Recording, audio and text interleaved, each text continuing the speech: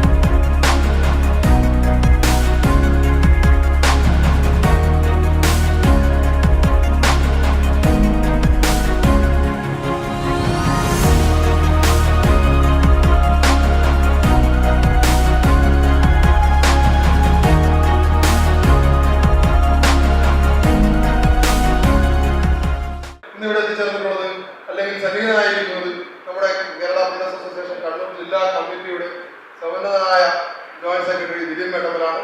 അദ്ദേഹത്തെ ഞാൻ ഈ വേദിയിലേക്ക് സ്വാഗതം ചെയ്യുന്നു. ജയ് KPA സിന്ദാബാദ്.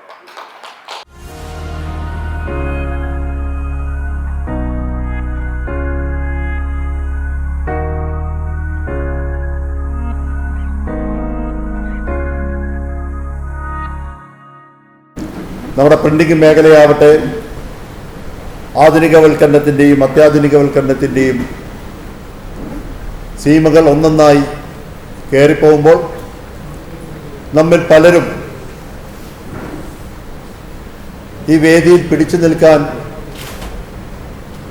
അത്യന്തം പ്രയാസപ്പെട്ടുകൊണ്ടിരിക്കുന്ന ഒരു സമയത്താണ് കേരള പ്രിന്റേഴ്സ് അസോസിയേഷൻ 40ാമത് ജൂബിലി സമ്മേളനത്തിലേക്ക് നമ്മൾ എത്തിച്ചേർന്നു.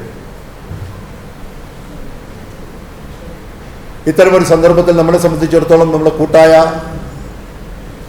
പരിശ്രമത്തിൻ്റെ ഭാഗമായി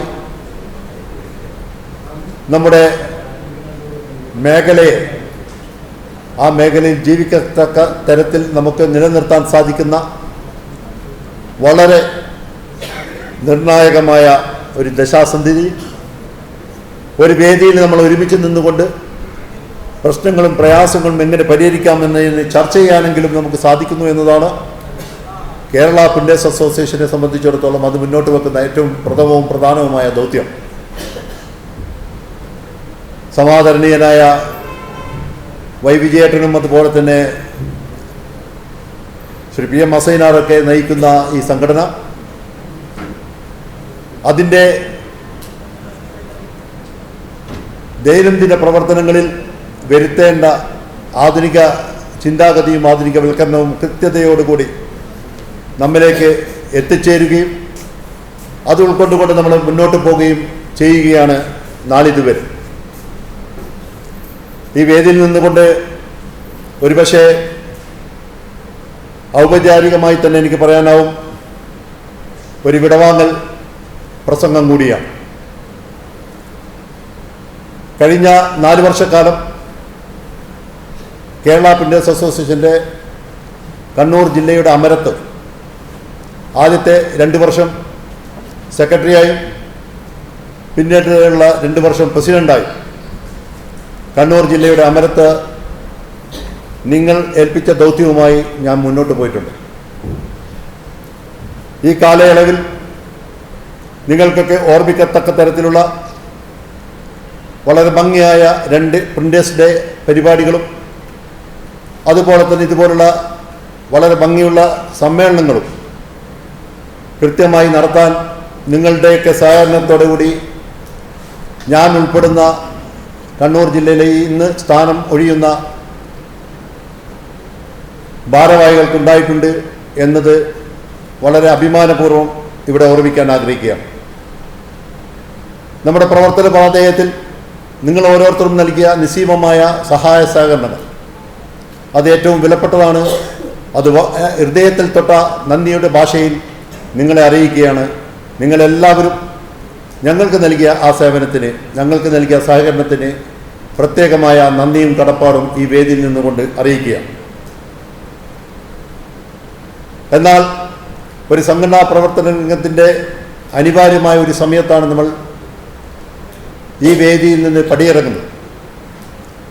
ആ വേളയിൽ ഞങ്ങൾ മുന്നോട്ട് വെച്ച പരിപാടികളുടെ വിജയം മാത്രമല്ല, ഏതെങ്കിലും തരത്തിലുള്ള കോട്ടം ഞങ്ങളുടെ പ്രവർത്തനത്തിൽ ഉണ്ടായിട്ടുണ്ടെങ്കിൽ ഉദ്ദേശ ശുദ്ധിയോർത്ത് നിങ്ങളെല്ലാവരും സദയം വിട്ടുപുറത്ത് മാപ്പാക്കി തരണമെന്ന് വളരെ വിനയത്തോടു കൂടി ഈ വേദിയിൽ നിന്നുകൊണ്ട് നിങ്ങൾ അറിയിക്കുകയാണ്. വ്യക്തിപരമായി എന്നെക്കൊണ്ടാവുന്ന തരത്തിൽ എല്ലാ വിഷയങ്ങളിലും സംസ്ഥാന കമ്മിറ്റി ഉൾപ്പെടെ അറിയിക്കുന്ന എല്ലാ പരിപാടികളും ഭംഗിയായി നടത്തുന്നതിന് വേണ്ടിയുള്ള തീവ്ര ശ്രമം ഞാൻ നടത്തിയിട്ടുണ്ട്. കളങ്കമില്ലാതെ നിഷ്കളങ്കമായി തന്നെ ആ പ്രവർത്തനങ്ങൾ നടത്തിയെന്നത് ദൈവം സാക്ഷി നിർത്തിക്കൊണ്ട് എനിക്ക് പറയാൻ വേണ്ടി സാധിക്കും. എങ്കിൽ കൂടി ഞാൻ നേരത്തെ പറഞ്ഞതുപോലെ മനുഷ്യസഹജമായി ഏതെങ്കിലും തരത്തിലുള്ള വീഴ്ചകൾ വന്നു പോയിട്ടുണ്ടെങ്കിൽ വ്യക്തിപരമായി ഞാൻ നിങ്ങളോട് ക്ഷമാപണം നടത്തുകയും ചെയ്യുകയാണ് ഈ വേദിയിൽ നിന്നും. ഞാൻ എൻ്റെ ഭാഷണം ദീർഘിപ്പിക്കുന്നില്ല. നമ്മുടെ മുഖ്യ അതിഥികൾക്ക് KPA കോഴിക്കോട് ജില്ലാ സമ്മേളനത്തിൽ ഉച്ചയ്ക്ക് ശേഷം പങ്കെടുക്കേണ്ടതുണ്ട്. അതുകൊണ്ട് തന്നെ നമ്മുടെ പരിപാടിയുടെ ഷെഡ്യൂള് ഉച്ചയ്ക്ക് മുമ്പ് തീരത്തക്ക തരത്തിലാണ് നമ്മളിവിടെ സംവിധാനിച്ചിട്ടുള്ളത്. ഏതായാലും നമ്മുടെ പ്രിയപ്പെട്ട വിജയേട്ടനും അതുപോലെ തന്നെ അസൈനാർക്കും നമ്മുടെ ഈ പരിപാടിയിൽ സംബന്ധിച്ചത് വളരെ അധികം ചാരിതാർത്ഥ്യജനമാണ്. ഞങ്ങൾക്ക് വളരെ അഭിമാനമുണ്ടാക്കുന്നതാണ്. കേരളത്തിലെ KPA 14 ജില്ലകളിലും ഓടി നടക്കുന്നവർ സ്വാഭാവികമായും കണ്ണൂർ ജില്ലയിലെ നമ്മുടെ പരിപാടികളിലും സജീവമായി പങ്കെടുക്കുന്നു എന്നത് ഞങ്ങൾക്ക് സന്തോഷമുള്ള കാര്യമാണ്. സംഘടനയ്ക്ക് വേണ്ടി കേരള പ്രിന്റേഴ്സ് അസോസിയേഷൻ്റെ കണ്ണൂർ ജില്ലയിലെ മുഴുവൻ അംഗങ്ങൾക്കും വേണ്ടി ഞാൻ പ്രത്യേകമായി അവരിരുവരെയും അഭിവാദ്യം ചെയ്യുകയാണ്. ഞാൻ ഉദ്ഘാടന ചടങ്ങിലേക്ക് നമ്മുടെ ഈ പരിപാടിയുടെ ഉദ്ഘാടനം നിർവഹിക്കുന്നതിന് വേണ്ടി ആദരണീയനായ വിജയേട്ടനെ സ്നേഹപൂർവ്വം ക്ഷണിച്ചുകൊണ്ട് എൻ്റെ വാക്കുകൾ വിരാമിടുന്നു. നിങ്ങൾക്ക് നന്ദി. ജയ് ഭാരത്, ജയ് KPA. സ്ഥാനവും മറ്റുമല്ല, സംഘടനയുടെ പ്രവർത്തനങ്ങളിൽ സ്ഥാനത്തിന് കുറേ കാലം നമ്മളിരിക്കും, പിന്നെ കുറേ കാലം കഴിഞ്ഞ് മാറും. ആ മാറ്റങ്ങൾ ഉൾക്കൊള്ളാൻ കഴിയും. എന്തുകൊണ്ടോ തുടക്കം മുതൽ ഇന്ന് വരെ അങ്ങനെ നേതൃത്വ സ്ഥാനത്തിൽ ട്രഷററായും സെക്രട്ടറിയായും വൈസ് പ്രസിഡൻ്റായും ജനറൽ സെക്രട്ടറിയായി 18 വർഷവും ഇപ്പോൾ സംസ്ഥാന പ്രസിഡൻ്റായിട്ട് 6 വർഷവും ഇരിക്കാനുള്ള ഒരു വലിയ ഭാഗ്യം എനിക്ക് ലഭിച്ചു നിങ്ങളെല്ലാവരുടെയും സഹായത്തിലാണ്. അപ്പോൾ അത് അപൂർവങ്ങളിൽ അപൂർവമാണ്. ഒരു സംഘടനയുടെ തുടക്കം മുതൽ അവസാനം വരെയും ഉണ്ടാവുക, അല്ലെങ്കിൽ 10-40 വർഷം ഇരിക്കുകയൊക്കെ വലിയ അതിശയമുള്ള കാര്യങ്ങളാണ്. അതെല്ലാവരുടെയും സ്നേഹവും സൗഹൃദവും സന്തോഷവും സഹായവും ഉണ്ടാകും. അതിൽ കണ്ണൂർ ജില്ലയുടെ സഹായം എപ്പോഴും കിട്ടിയിട്ടുണ്ട്. അതുകൊണ്ട് മിക്കവാറും എല്ലാ കണ്ണൂർ ജില്ലാ സമ്മേളനത്തിലും ഞാൻ പങ്കെടുത്തിട്ടുണ്ട് എന്നാണ് എൻ്റെ ഓർമ്മ. അന്നോട്ട് ഇന്ന് വരെ പഴയ ആളുകളെ കാലഘട്ടത്തിൽ അത് ഞാൻ നേരത്തെ പറഞ്ഞ പോലെ അഗസ്റ്റുമായിട്ടുള്ള ബന്ധം, ഇവിടെയുള്ള ആളുകളുടെ സൗഹൃദം, ഞങ്ങളൊക്കെ ഇന്ന് രാവിലെ അത് കുറേയൊക്കെ പങ്കുവച്ചതാണ് എല്ലാവരും. സംഘടന എന്ത് എന്ന് പഠിപ്പിക്കേണ്ട ജില്ലയല്ല കണ്ണൂർ ജില്ല. കണ്ണൂർ ജില്ല ഈ മറ്റ് 13 ജില്ലകളിലും സംഘടനാ പാഠവും പഠിപ്പിക്കുന്ന ആളുകളാണ്. കണ്ണൂർ ജില്ലയെക്കുറിച്ചുള്ള വളരെയധികം ചരിത്രങ്ങൾ കേരളത്തിലുണ്ട്. അതേപോലെ കേരള പ്രിന്റേഴ്സ് അസോസിയേഷനും കണ്ണൂരുമായിട്ട് നല്ല ബന്ധങ്ങളാണുള്ളത്. കണ്ണൂർ ജില്ലയുടെ നേതൃത്വങ്ങൾ, കണ്ണൂർ ജില്ലയുടെ നിർദ്ദേശങ്ങൾ ഒക്കെ എല്ലാ കാലഘട്ടത്തിലും ഉണ്ടായിട്ടുണ്ട്. കേരള പ്രിന്റേഴ്സ് അസോസിയേഷൻ സംഘടനയുടെ 40ാമത്തെ വർഷമാണ്. റൂബി ജൂബിലി എന്ന് കൊടുക്കാൻ കാരണം നമ്മുടെ ലീഗൽ അഡ്വൈസർക്ക് ഒരു തോന്നലുണ്ടായി. ഈ പല ആളുകളും ഇനി 50 വർഷം കാണാനുള്ള അവസരം ഉണ്ടായില്ലെങ്കിലോ എന്ന് വിചാരിച്ചിട്ടാണ് 40 വർഷമായപ്പോൾ അതിനകത്ത് റൂബി ജൂബിലി എന്ന് പറഞ്ഞൊരു വർഷമുണ്ട് എന്ന് കണ്ടുപിടിച്ചിട്ടാണ്. നിങ്ങൾക്ക് പലർക്കും അതിശയം തോന്നിക്കാണ് ഈ 40ാമത്തെ വർഷത്തിൽ എന്തോന്നു റൂബി ജൂബിലി എന്നുള്ളത്. അങ്ങനെ അദ്ദേഹം വച്ചപ്പോൾ ഒരു നിർദ്ദേശം വച്ചപ്പോൾ നമ്മൾ സംസ്ഥാന കമ്മിറ്റി അംഗീകരിക്കുകയാണ് ചെയ്തത് അല്ലേ? നമ്മളെല്ലാം കൂടെ ശരി എങ്കിൽ റൂബി ജൂബിലിങ്കിൽ റൂബി ജൂബിലി അങ്ങനെ വന്നതാണ്. അപ്പോൾ ഏതായാലും നിങ്ങൾ ആലോചിച്ച് നോക്കിയേ, 1985 കാലഘട്ടങ്ങളിൽ 85 പ്രസ് നടന്നു വന്നാലും അന്നത്തോട്ട് അതിനു മുമ്പ് തുടങ്ങിയ ആളുകൾ ആണ് ഇന്ന് പ്രിയങ്കരൻ്റെ ജ്യേഷ്ഠ സഹോദരൻ ഇന്ന് പതാക ഉയർത്തിയത്. ഈ 85 പ്രസ് നടത്തി ഇപ്പോഴും പ്രസ് നടത്തുന്ന ആരെങ്കിലും ഇതിനകത്തുണ്ടോ? ഉണ്ടെങ്കിൽ ഒന്ന് കൈപ്പൊക്കിയാൽ മതി, എഴുതിക്കല്ല. കുറേ ആളുകളുണ്ട്, അവർക്ക് ആദരവുണ്ടല്ലേ. 85 അവർക്ക് നിങ്ങൾക്കറിയില്ല. 85 പ്രസ് നടത്തിയവർക്ക് അറിയാവുന്ന ചരിത്രമാണ് ഞാൻ പറയാൻ പോകുന്നത്. ഞാൻ 82 എൻ്റെ പിതാവ് എന്നെ ഹാൻഡ് ഓവർ ചെയ്ത് എനിക്ക് പ്രസ് ഹാൻഡ് ഓവർ ചെയ്യുന്ന പ്രസിദ്ധ രംഗത്തു നിന്ന് അദ്ദേഹം മാറിയില്ല. അദ്ദേഹം സ്റ്റേറ്റ് ബാങ്ക് ഓഫ് ഇന്ത്യയുടെ വർക്കുകൾ ചെയ്യുന്ന കോൺട്രാക്റ്റ് മാത്രമായിട്ട് മാറിയിട്ട് ബാക്കി എനിക്ക് വിട്ടു തന്നതാണ്. 82 ഞാൻ ഏറ്റെടുക്കുന്നത്. സ്ഥാപനം എൻ്റെ ഫാദറിൻ്റെ ഫാദർ തുടങ്ങിയതാണ്. ഇപ്പോൾ 4ാമത്തെ തലമുറ എൻ്റെ മകനാണിപ്പോൾ നടത്തുന്നത്. സംഘടനാ പ്രവർത്തനം നടക്കും നിങ്ങൾക്കറിയാമല്ലോ. 14 ജില്ലയും കാര്യങ്ങളുമൊക്കെ നോക്കി നടത്തുമ്പോൾ അതിന് ബുദ്ധിമുട്ടുണ്ടാകും. അത് മാത്രമല്ല മറ്റൊരു സംഘടനയുടെ സംസ്ഥാന സെക്രട്ടറിയും കൂടിയാണ്. അപ്പോൾ 4ാമത്തെ തലമുറ നടത്തുന്നു. ഞാൻ പറയുന്നത് 82 ഞാൻ സ്ഥാപനം ഏറ്റെടുക്കുന്നു. അതിന് ഞാൻ ജനിച്ചു വീണത് തന്നെ ഒരു പ്രസ് കുടുംബത്തിലാണ്. അന്ന് തൊട്ടേ ഇതുമായിട്ടെല്ലാം നല്ല ബന്ധമാണ്. പക്ഷേ പ്രിൻറ്റിങ്ങുമായിട്ട് യാതൊരു ജോലിയും എനിക്ക് അറിഞ്ഞുകൂടാ. നമ്മൾ പ്രസോടമകളിൽ 90% ഒന്നുകിൽ ബൈൻഡറായിരിക്കും, അല്ലെങ്കിൽ കമ്പോസ്റ്ററായിരിക്കും, അല്ലെങ്കിൽ പ്രിൻ്ററായിരിക്കും, എന്തെങ്കിലും ആയിരിക്കും. ഇപ്പോൾ ഒക്കെ ഉള്ള ആളുകൾ DTP ഓപ്പറേറ്റർമാർ, ഡിസൈൻമാരായിരിക്കും. പക്ഷേ ഒരു തൊഴിലും അറിഞ്ഞുകൂടാത്ത ഒരു വ്യക്തി ഞാനാണ്. എന്നെപ്പോലെ വളരെ കുറച്ച് പേരൊക്കെ അറിയാൻ പറ്റുള്ളൂ. കുറേ കാലമൊക്കെ ഈ ടൈപ്പൊക്കെ അന്ന് 82 ടൈപ്പ് നിരത്തുന്നതിനെ കുറേ ദിവസം ഒക്കെ എടുത്തൊക്കെ വെച്ചേക്കുമ്പോൾ എടുത്തിട്ട് അതും കളഞ്ഞു. പിന്നെ പഴയ കാലത്ത് ചേട്ടനറിയാമല്ലോ, പഴയ കാലത്ത് പോസ്റ്റർ അടിക്കുമ്പോൾ വലിയ മര അച്ചുകളാണ്. ഈ മര അച്ചുകൾ എടുത്ത് വെച്ചിട്ട് നമ്മൾ മഷി ഉരുട്ടി അടിച്ച് വരുമ്പോൾ തിരിച്ചു വരുമ്പോൾ പേപ്പർ തിരിഞ്ഞു പോകും, അക്ഷരം തിരിച്ചു വയ്ക്കണം. ഇതൊക്കെ കൊച്ചിൽ പഠിച്ച കാര്യങ്ങൾ ഞാൻ ഓർമ്മിക്കുകയാണ്. അപ്പോൾ അങ്ങനെ വന്ന് 85 ഈ സംഘടന ഉണ്ടായപ്പോൾ എൻ്റെ ഫാദറിൻ്റെ ഒരു വില വെച്ചിട്ടാണ്. അന്ന് ഫാദർ സംഘടനാ പ്രവർത്തനങ്ങളിലൊന്നും പോയില്ല, പൊതുരംഗത്ത് താല്പര്യമില്ല. ഞാൻ കോളേജിലൊക്കെ ഇരുന്ന് പഠിച്ചിറങ്ങി കോളേജിലെ വിദ്യാഭ്യാസത്തിലും വിദ്യാർത്ഥി രാഷ്ട്രീയത്തിലൊക്കെ പയറ്റി തെളിഞ്ഞ് വന്നിരുന്നുകൊണ്ട് ഒരു സംഘടനാ പ്രവർത്തനം നോക്കി താല്പര്യമുള്ളതുകൊണ്ട് എന്നെ അന്ന് വിളിച്ച് അവർ ഇതിനകത്തിരുത്തി. അതുകൊണ്ടാണ് അന്ന് 1985 നവംബർ 7 പ്രിൻറ്റേഴ്സ് ഡേ ആഘോഷിക്കുന്ന ആ ദിവസം സായം സന്ധ്യയിൽ തലസ്ഥാന നഗരിയിൽ സെക്രട്ടറിയുടെ അടുത്ത് ട്രിവാൻഡ്രം ഹോട്ടൽ എന്ന് പറയുന്ന ഹോട്ടലിൽ ഒരു 7 മണിക്ക് 16 പേര് കൂടി ആണ് KP എന്ന സംഘടന രൂപം. അന്ന് ആ കൂടിയവരെല്ലാം കൂടെ 10 രൂപ വെച്ച് കൊടുത്ത് 160 രൂപ പിരിച്ച് എൻ്റെ കയ്യിൽ തന്നിട്ട് വേണം നീയാണ് സംസ്ഥാന ട്രസ്റ്റ് എന്ന് പറഞ്ഞു.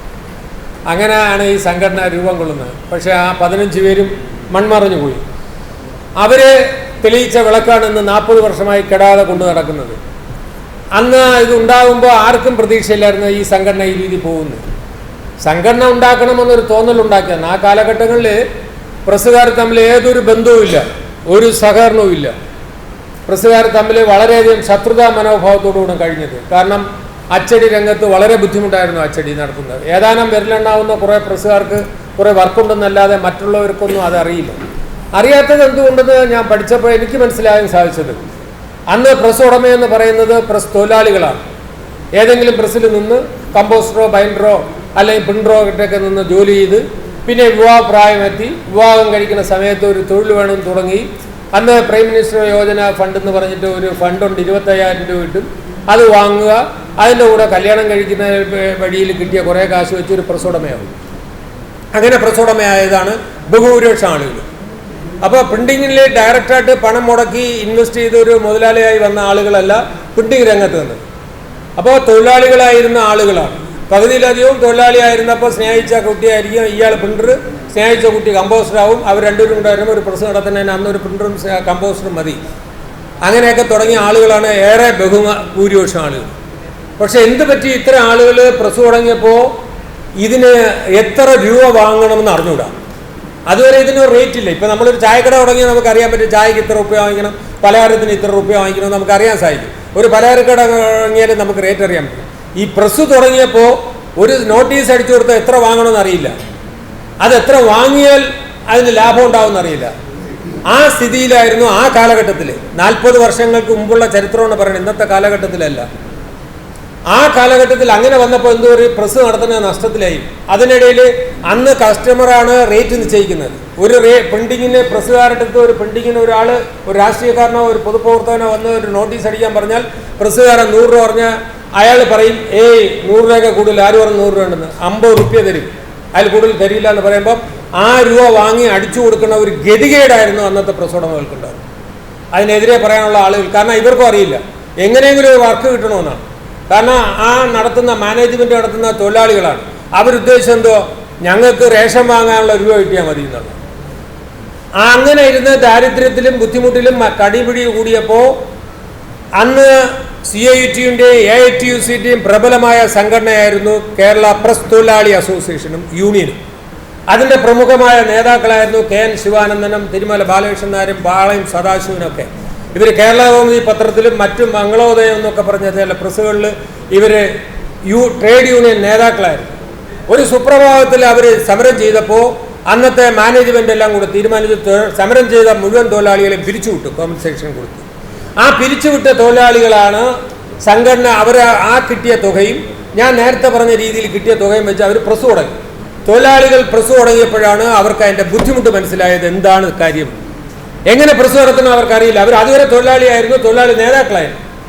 അന്ന് അവർക്കൊന്നും അറിയില്ല. വരിക, ജോലി ചെയ്യുക, ശമ്പളം വാങ്ങിക്കുക, പോവുക, തീർന്നു. അല്ലെങ്കിൽ സംഘടനാ പ്രവർത്തനം നടത്തുക, അതുമായിട്ട് നടന്നവരാണ്. അവർ പ്രസ് ഉടമകളായപ്പോൾ റേറ്റ് ഇടുന്ന കാര്യത്തിൽ ബുദ്ധിമുട്ട്. അവർ വിചാരിച്ചനുസരിച്ച് കാര്യങ്ങൾ നടക്കുന്നില്ല. ഇവിടെ കടിപിടിയാണ്, റേറ്റില്ല. ഓരോരുത്തരും അവരവർ തോന്നിയ പോലെ റേറ്റ് വാങ്ങുന്നു. എങ്ങനെ പ്രസ് നടത്തുന്നില്ല. ഒരു വർക്ക് ഒരു സ്ഥലത്തു നിന്നുണ്ടായാൽ 10 പ്രസ്സുകാർ ചേർന്ന് ആ വർക്ക് പിടിക്കാനുള്ള ശ്രമം നടത്തുന്നു. സ്വാധീനങ്ങൾ മറ്റു പല രീതിയിൽ. കസ്റ്റമറാണ് റേറ്റ് നിശ്ചയിക്കുന്ന സ്ഥിതി ഉണ്ടായിരുന്നത്. പ്രസ് ഉടമയല്ല റേറ്റ് നിശ്ചയിക്കുന്നത്. കസ്റ്റമർ ഇത്ര രൂപയ്ക്ക് ചെയ്യാൻ പറ്റുമോ നിനക്ക്, ഇതാ കൊണ്ടുപോയിക്കോ എന്ന് പറഞ്ഞു വിടുന്നതാണ്. അപ്പോൾ മറ്റൊരാൾ പറയും, സാർ ആ കൊടുത്തതിന് 1 രൂപ കുറച്ച് ഞാൻ തരാമെന്ന് പറഞ്ഞാൽ അയാൾ കൊടുക്കും. അങ്ങനെ പ്രസ്സുകാരെ തമ്മിൽ കിടന്ന് അടുപ്പിച്ച് ഉപഭോക്താക്കൾ തൊലച്ചിരിക്കുന്ന അവസരത്തിൽ അന്ന് കേരളത്തിൽ 6500 പ്രസ്സാണ്. 6500 പ്രസ്സുകാർ അന്ന് കേരളത്തിൽ മുഴുവൻ ഉണ്ടായിരുന്നു. 85-ൽ ഞങ്ങളൊരു സർവേ എടുത്തപ്പോൾ കിട്ടിയത് 6500. ഇന്ന് കേരളത്തിൽ 3000 പ്രസ്സുകാർ, 3200ഓളം പ്രസ്സുകാർ മാത്രമേ ഇന്ന് കേരളത്തിലുള്ളൂ. അങ്ങനെ ഇരുന്ന നേതാക്കൾ, അന്ന് ട്രേഡ് യൂണിയൻ നേതാക്കളായ നേതാക്കൾക്ക് തോന്നി ഇങ്ങനെ പോയപ്പോൾ അന്ന് സംഘടനകളൊന്നുമില്ല. ഈ കണ്ണൂർ പ്രസ് ഉടമ സംഘം, ചില സ്ഥലത്ത് കുറേ വലിയ പ്രസ്സുകാർ ചേർന്ന ഒരു സംഘടന, അങ്ങനെ പ്രാദേശിക തലത്തിലുണ്ടായിരുന്നു. ഇതിന് ഇങ്ങനെ പോയാൽ പറ്റില്ല, നമുക്ക് ഒരു അസോസിയേഷൻ ഉണ്ടാക്കണം. ചേർന്നവരായിരുന്നു ആ 16 പേരിൽ കൂടിയതിൽ 15 പേര്. അതിലെ ഒറ്റപ്പെട്ടിരുന്ന ഞാൻ മാത്രമേ ഉണ്ടായിരുന്നുള്ളൂ. ആ 16 പേരിരുന്നാണ് കേരള പ്രിന്റേഴ്സ് അസോസിയേഷൻ സംഘടന ഉണ്ടായത്. കേരള പ്രിന്റേഴ്സ് അസോസിയേഷൻ സംഘടനയുടെ ആദ്യകാല പേരെന്താണെന്ന് അറിയാമോ? ആദ്യകാല പേര് 85-ൽ രൂപം കൊടുത്തപ്പോൾ അറിയാമോ ആർക്കെങ്കിലും? ഒക്കെ ഇരിക്കുന്നുണ്ട്. Kerala printers and publishers association എന്നാണ്. അപ്പോൾ പബ്ലിക്കേഷൻസിനെ കൂടെ കൊണ്ടുവന്നാൽ ഇതിനകത്ത് കുറേ മെച്ചമുണ്ടാവും എന്ന് പറഞ്ഞ് അന്ന് ഏറ്റവും കൂടുതൽ ഗൈഡ് അടിച്ചുകൊണ്ടിരുന്ന വിജ്ഞാന ഭവൻ ഗൈഡ് കേട്ടിട്ടുണ്ടാവും നിങ്ങൾ. വിജ്ഞാന Bhavan guide Janardhan Nair, retired head master ആയിരുന്ന ഒരു ജനാർദ്ദൻ നായരായിരുന്നു വിജ്ഞാന ഭവൻ ഗൈഡ് ഇറങ്ങുന്നത്. അന്ന് കുട്ടികൾക്ക് ഗൈഡ് വളരെയധികം അത്യാവശ്യം ഉണ്ടായിരുന്നു. അങ്ങനെ അദ്ദേഹത്തിനെ പിടിച്ച് ഇതിൻ്റെ പ്രസിഡന്റാക്കി. തൊഴിലാളി നേതാവായിരുന്ന KN ശിവാനന്ദൻ, മിനറോ ഓഫ്സെറ്റ്, അദ്ദേഹം ജനറൽ സെക്രട്ടറി, അദ്ദേഹമാണ് ഈ സംഘടനയ്ക്ക് നേതൃത്വം കൊടുക്കാൻ വന്നത്. എന്നെ അന്ന് ട്രഷറാക്കി. അന്ന് ഇതിൻ്റെ രക്ഷാധികാരി വന്നത് കേരളത്തിൽ ഏറ്റവും വലിയ പ്രസ് ഉടമയായിരുന്ന പ്രസ്സായിരുന്ന സെൻറ്റ് ജോസഫ് പ്രസ്, കാർമൽ സഭ നടത്തുന്ന പ്രസ്സായിരുന്നു സെൻറ്റ് ജോസഫ് പ്രസ്. ഫാദർ ഇമ്മാനുവേലിൻ്റെ രക്ഷാധികാരിയാക്കി. അങ്ങനെയാണ് ഈ സംഘടന തുടങ്ങിയപ്പോൾ ആ 16 പേരും കൂടെ ചേർന്നത് സംസ്ഥാന കമ്മിറ്റിയായി, പിന്നെ ജില്ലകളായി, പിന്നെ മേഖലകളായി, പിന്നെ പ്രാദേശിക കമ്മിറ്റിയായി, പിന്നീടാണ് അത് ഉണ്ടാക്കിയത്. അത് കഴിഞ്ഞ് വന്നപ്പോൾ ആദ്യം ചെയ്തത് എല്ലാവരും കൂടെ ഇരുന്ന് തീരുമാനിച്ചത് ഒരു റേറ്റ് ഉണ്ടാക്കണമെന്ന്. അപ്പോൾ റേറ്റ് ഇടുന്നതിനെ കുറിച്ച് തർക്കങ്ങളുണ്ടായി. ഒരുപാട് കാര്യങ്ങളെല്ലാം പറഞ്ഞ് എല്ലാ മാനദണ്ഡങ്ങളും ഉണ്ടാക്കി റേറ്റ് കാർഡ് ഉണ്ടാക്കുകയാണ് ആദ്യത്തെ ജോലി. രണ്ടാമത്തെ ജോലി പ്രസ്സുകാരെ ഒന്നിപ്പിക്കുക എന്നുള്ളതാണ്. അപ്പോൾ എങ്ങനെ ഒന്നിപ്പിക്കും? അപ്പോൾ അവർക്ക് അന്ന് വരെ അറിഞ്ഞുകൂടാത്ത ഒരു കാര്യം, ഒരു മാറ്റർ അടിച്ചാൽ, ഒരു 1000 നോട്ടീസ് അടിച്ചാൽ, അല്ലെങ്കിൽ 500 ബുക്ക്ലെറ്റ് അടിച്ചാൽ അല്ലെങ്കിൽ 2 പേഡ് അടിച്ചാൽ അല്ലെങ്കിൽ ഒരു വിസിറ്റിംഗ് കാർഡ് അടിച്ചാൽ എത്ര രൂപ വാങ്ങണമെന്ന് അറിഞ്ഞുകൂടാത്തത് കൊണ്ട് അതറിയുന്നതിന് വേണ്ടി ഒരു റേറ്റ് കാർഡ് നമുക്ക് ഉണ്ടാക്കാം. ആ റേറ്റ് കാർഡ് ദീർഘമായി ചർച്ച ചെയ്തു റേറ്റ് കാർഡ് ഉണ്ടാക്കി. കാരണം അന്ന് എല്ലാവരും പല റേറ്റുകളാണ് വാങ്ങുന്നത്. അപ്പോൾ ചിലതിന് റേറ്റ് ഇട്ടപ്പോൾ ചിലർ പറഞ്ഞു ഇത് വളരെ കൂടിപ്പോയി എന്ന് തോന്നി, ചിലർ പറഞ്ഞു ഇത് കുറഞ്ഞു പോയി എന്ന് പറഞ്ഞു. അങ്ങനെ ഒരു ആവറേജ് വെച്ച് ഒരു റേറ്റ് കാർഡ് ഉണ്ടാക്കി. റേറ്റ് കാർഡ് ഉണ്ടാക്കിയിട്ടാണ് പ്രസ്സുകാർക്ക് മെമ്പർഷിപ്പ് കൊടുക്കുന്നതിൻ്റെ കൂടെ റേറ്റ് കാർഡുകളെല്ലാം കൊടുത്താണ് തലസ്ഥാന നഗരിയിലെ കഥയാണ് പറയുന്നത്.